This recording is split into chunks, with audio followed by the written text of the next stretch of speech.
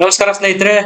ಬಿಜೆಪಿದು first list ಬಂತು. ಅದಕ್ಕೂ ಮುಂಚೆ ಕಾಂಗ್ರೆಸ್ ನ ಫಸ್ಟ್ ಲಿಸ್ಟ್ ಬಂದಿತ್ತು. ಕರ್ನಾಟಕದಲ್ಲಿ 7 ಜನ ಅಭ್ಯರ್ಥಿಗಳ ಹೆಸರನ್ನು ಕಾಂಗ್ರೆಸ್ ಫೈನಲೈಸ್ ಮಾಡಿತ್ತು. ಈಗ ಉಳಿದಿರೋ 21 ಜನ ಹೆಸರನ್ನು ಸಹ ಕಾಂಗ್ರೆಸ್ ಫೈನಲೈಸ್ ಮಾಡಿದೆ.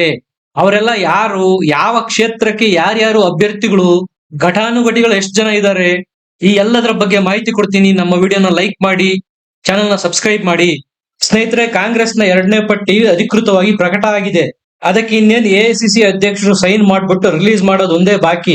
ಇಲ್ಲಿ ತನಕ ಯಾಕೆ ಇಟ್ಕೊಂಡಿದ್ರಪ್ಪ ಅಂದ್ರೆ, ನಿನ್ನೆ ಬಿಜೆಪಿ ಅವ್ರು ಏನ್ ಬಿಡುಗಡೆ ಮಾಡಿದ್ರು 20 ಜನರ ಪಟ್ಟಿ, ಅದನ್ನ ನೋಡ್ಕೊಂಡು ಕಾಂಗ್ರೆಸ್ಸಿಗರು 2ನೇ ಪಟ್ಟಿ ಬಿಡುಗಡೆ ಮಾಡ್ತಾ ಇರೋದು.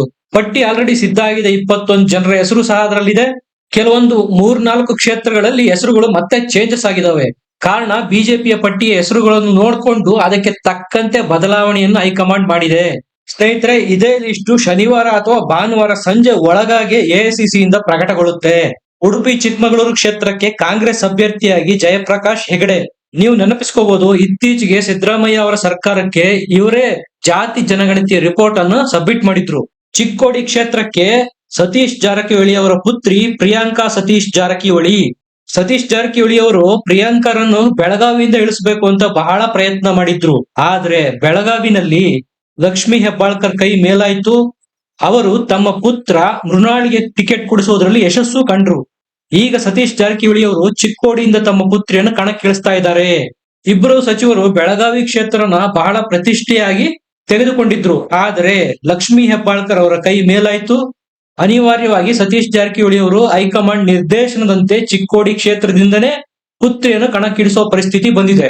ಈ ಇಬ್ರು ಸಚಿವರಿಗೆ ಹೈಕಮಾಂಡ್ ನಿರ್ದೇಶನ ಕೊಟ್ಟಿತ್ತು, ಬೆಳಗಾವಿಯಿಂದ ಲಕ್ಷ್ಮಿ ಹೆಬ್ಬಾಳ್ಕರ್ ಆದ್ರೂ ನಿಲ್ಲಿ, ಇಲ್ಲ ಸತೀಶ್ ಜಾರಕಿಹೊಳಿ ಅವರಾದ್ರೂ ನಿಲ್ಲಿ ಅಂತ. ಆದ್ರೆ ಇವರಿಬ್ರು ಅದನ್ನು ನಿರಾಕರಿಸಿದ್ದಾರೆ. ನಾವು ರಾಜ್ಯ ರಾಜಕೀಯದಲ್ಲೇ ಮುಂದುವರಿತೀವಿ, ಟಿಕೆಟ್ ಕೊಡೋದಾದ್ರೆ ನಮ್ಮ ಮಕ್ಕಳಿಗೆ ಕೊಡಿ ಅಂತೇಳಿ ಲಾಬಿ ಮಾಡಿ ಮಕ್ಕಳಿಗೆ ಟಿಕೆಟ್ ಕೊಡಿಸೋದ್ರಲ್ಲಿ ಸಫಲ ಆಗಿದ್ದಾರೆ. ಚಾಮರಾಜನಗರ ಕ್ಷೇತ್ರದಿಂದ ಸುನಿಲ್ ಬೋಸ್ರಿಗೆ ಟಿಕೆಟ್ ಕೊಟ್ಟಿದೆ.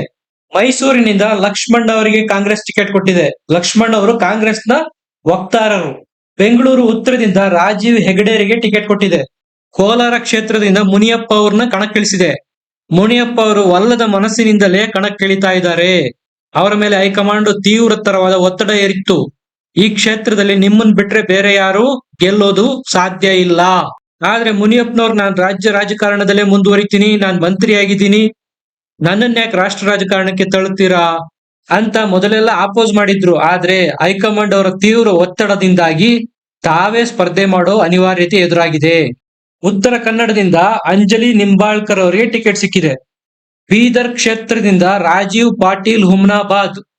ಚಿಕ್ಕಬಳ್ಳಾಪುರ ಕ್ಷೇತ್ರದಿಂದ ರಕ್ಷಾ ರಾಮಯ್ಯ ಈಗ ಆಲ್ರೆಡಿ ಅನೌನ್ಸ್ ಆಗಿದೆ. ಕಲಬುರಗಿ ಕ್ಷೇತ್ರದಿಂದ ರಾಧಾಕೃಷ್ಣ ದೊಡ್ಡಮನಿ ಅವರಿಗೆ ಟಿಕೆಟ್ ಸಿಕ್ಕಿದೆ. ಬಾಗಲಕೋಟೆಯಿಂದ ವೀಣಾ ಕಾಶಪ್ಪನವರ್ ಕುಟುಂಬದವರು.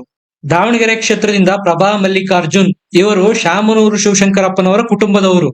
ಬಿಜೆಪಿ ಅವರು ಸಹ ಅಲ್ಲಿ ಗಾಯತ್ರಿ ಸಿದ್ದೇಶ್ ಅವರನ್ನು ಕಣಕ್ಕಿಳಿಸಿದೆ. ಅವರು ಸಹ ಮಹಿಳಾ ಅಭ್ಯರ್ಥಿ. ಬಿಜೆಪಿ ಅವರು ಇದಕ್ಕೆ ಪ್ಲಾನ್ ಮಾಡೇ ಇವ್ರನ್ನ ಇಳಿಸಿದ್ರು. ಶಾಮನೂರ್ ಫ್ಯಾಮಿಲಿಯಿಂದ ಪ್ರಭಾ ಅವರು ಕಣಕ್ಕಿಳಿತಾರೆ. ಹಾಗಾಗಿ ಅವರ ಎಗೇನ್ಸ್ಟ್ ಒಬ್ಬ ಮಹಿಳಾ ಅಭ್ಯರ್ಥಿನೇ ಬೇಕು ಅಂತ ಗಾಯತ್ರಿ ಸಿದ್ದೇಶ್ ಅವರನ್ನು ಬಿಜೆಪಿ ಕಣಕ್ಕಿಳಿಸಿದೆ. ಬೆಳಗಾವಿಯಿಂದ ಮೃಣಾಳ್, ಇವರು ಲಕ್ಷ್ಮಿ ಹೆಬ್ಬಾಳ್ಕರ್ ಅವರ ಪುತ್ರ. ಬೆಂಗಳೂರು ದಕ್ಷಿಣದಿಂದ ಸೌಮ್ಯ ರೆಡ್ಡಿ ಅವರಿಗೆ ಟಿಕೆಟ್ ಕೊಟ್ಟಿದೆ. ಬೆಂಗಳೂರು ಕೇಂದ್ರಕ್ಕೆ ಮನ್ಸೂರ್ ಅಲಿ ಖಾನ್. ಹುಬ್ಬಳ್ಳಿ ಧಾರವಾಡಕ್ಕೆ ಲೋಹಿತ್ ನಾಯಕ್. ಸ್ನೇಹಿತರೆ, ಈಗ ಹೇಳಿದ್ನಲ್ಲ, ಇದೇ ಹೆಸರುಗಳೇ ಕಾಂಗ್ರೆಸ್ನ ಪಟ್ಟಿಯಲ್ಲಿ ಫೈನಲೈಸ್ ಆಗಿರೋದು.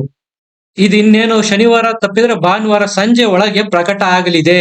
ಸ್ನೇಹಿತರೆ, ಇದಿಷ್ಟು ಮಾಹಿತಿ ಕಾಂಗ್ರೆಸ್ನ ಸೆಕೆಂಡ್ ಲಿಸ್ಟ್ ಬಗ್ಗೆ. ಮಾಹಿತಿ ಇಷ್ಟ ಆಗಿದ್ರೆ ವಿಡಿಯೋನ ಲೈಕ್ ಮಾಡಿ, ನಮ್ಮ ಚಾನೆಲ್ನ ಸಬ್ಸ್ಕ್ರೈಬ್ ಮಾಡಿ.